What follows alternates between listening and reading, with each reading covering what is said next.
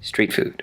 Street foodies, I'm trying something new this week. I want to try to teach you guys a Chinese card game. Okay? We're gonna call this a cultural focus episode, which is a fancy way of saying they're not really a snack. Although, if you stick around to the end, we will feature a kind of snack. It's something you eat, kind of, not really. Card games are very popular in China. Which game you play probably depends on where you come from. Mahjong is popular, of course, as well as poker. There's this game called Sanguosha. It's a turn-based card game that's set in the Three Kingdoms period. It's pretty fun, it's also pretty complicated. The game I'm going to feature today is a 3-person card game. If you go out on the street in Xi'an right now, I guarantee you will find 3 guys playing this game and a crowd of people huddled around them watching them play this game. It is an immensely popular card game in Shanxi province, and it's called Dou Di Zhu, which can be translated Beat the Landowner. Abuse of power plays a role in the histories of most nations, and China is no different. At many points during their history, the ruling class abused the poor and were therefore despised. Of course, the poor then rose up and abused a lot of innocent landlords and their families. Nobody really comes out clean. I mention this only because it's the phenomenon around which this game is based. You got 3 players, 2 farmers, 1 landowner, and the 2 farmers work together as a team to try to beat the 1 landowner. It's a betting game, so all 3 players put in an equal amount of money, and if either one of the 2 farmers win, then they both get paid. That means if you're the landowner and you lose, you gotta pay out double, but if you win, you get paid double. Double the risk, double the reward. So if you've got good cards and you're brave, you want to be the landowner. Speaking of brave, this is my friend, and her name is Brave. I asked her to come over and teach me how to play Dou Di Zhu. You start by dealing 3 cards to the center of the table, and then you deal out the rest of the cards, including the jokers. There's different ways of selecting who gets to be the landowner. For example, if you have the 4 of hearts, then you get first choice. If you want to be the landowner, you can. Or instead of dealing all the cards out, you can flip a card over, cover it, and then each player draws their hand. Whoever gets the face-up card, whatever that card is, then has the choice of do they want to be the landowner or not. If you have bad cards, you don't want to be the landowner, so then you can pass, and the next player in turn has the choice, do they want to be landowner or not.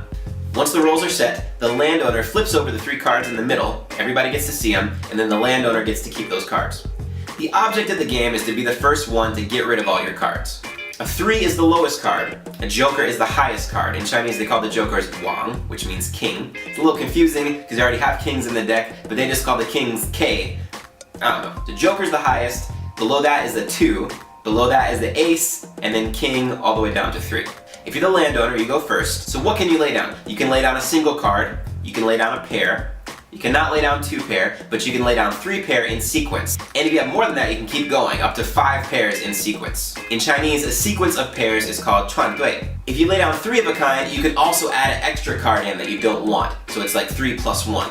In Chinese, you call it san dai yi. A full house is called san dai er, 3 plus 2. You can lay down 4 of a kind, that's called a bomb. If you have 2 3s of a kind, you can lay both of those down, and both of them can have an extra card attached to it. So it's 3 plus 1 and 3 plus 1. In Chinese they call that feiji, that means airplane. These are the different kinds of hands you can lay down. No matter what you lay down, the next person in turn has to lay down the same type of hand, but higher. So if you play a pair of 4s, they gotta play a pair of 5s or higher. If they don't have a pair, they can't go, they have to pass. If you lay down feiji, they also have to lay down feiji, but higher. If you lay down a run of cards from 3 to 7, they also have to lay down a sequence of 5 cards in a row, but higher. So you keep playing around in a circle until 2 people pass. The winner of that round then leads with a new hand of a single card, or a pair, or a straight, or whatever. So if she plays a pair, and I don't have a pair higher than hers, I can't go, I have to pass. The exception is if you have a bomb, 4 of a kind, or both jokers. Anytime it's your turn, you can play a bomb, no matter what's come before you, and you automatically win that round, and you get to start it over again. So bomb's pretty powerful. So that's how you play. The first player to run out of cards is the winner, and like I said, if you're the landowner, you get paid double. There's a lot of strategy, most of which went over my head. I could only win when this guy Jerry helped me. I'm going to include written directions for the game in the description of this video. If you like to play cards, try it out with some of your friends and let me know how it goes. Now, since this is the China Cultural Focus episode, I'm going to talk to you about a particular facet of Chinese culture. I'm going to talk to you about how we handle catching a cold in China. So, I am sick. Wanting to bond a little more with Chinese culture, I've decided to go to a Chinese pharmacy and buy some Chinese medicine. Now, I asked my Chinese friends, what kind of medicine should I buy?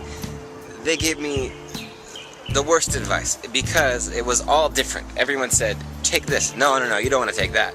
I took that when I was a kid. It was terrible. And most Chinese pharmacies have a contemporary looking drug section. And then they have a section in the back with like mushrooms and wooden drawers with who knows what in them. It's kind of hard for a foreigner to get access to that section of the pharmacy since I don't really know what's in there to be asking for. But I kind of wish I did. They can sell drugs a lot stronger here than they can in the States. There's one, for instance, it's called Black and White. It's like NyQuil and DayQuil, but much more powerful.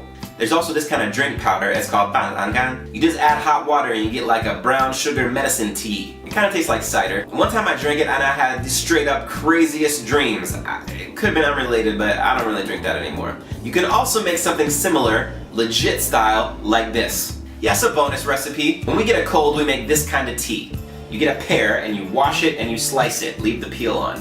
Then you wash and slice some ginger, also with the peel still on. You boil them together with some water and some brown sugar until the fruit gets soft. The more ginger you add, the spicier it is on your throat. It feels pretty good after you get used to it. If you're Chinese, then there's a very good chance that you drank something like this when you were a kid and you caught a cold. Chinese viewers, chime in the comments and let me know if I'm right. Finally this week, I have to announce that we are halfway through Season 6, which means it's time for this season's episode of Viewer Mail. This year, I'm just going to be taking questions from the comment section of this episode. So go into the comments, write, "Dear Street Food," followed by your question, and in 2 weeks, in our Viewer Mail episode, I'll make an effort to answer it. If you guys don't ask me any questions, it will be a very short episode. Thank you for watching this episode, and I will see you in 2 weeks with Viewer Mail. Until then, y'all eat on the street.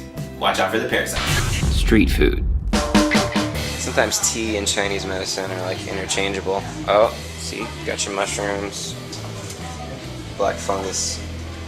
我们这个需要身份证。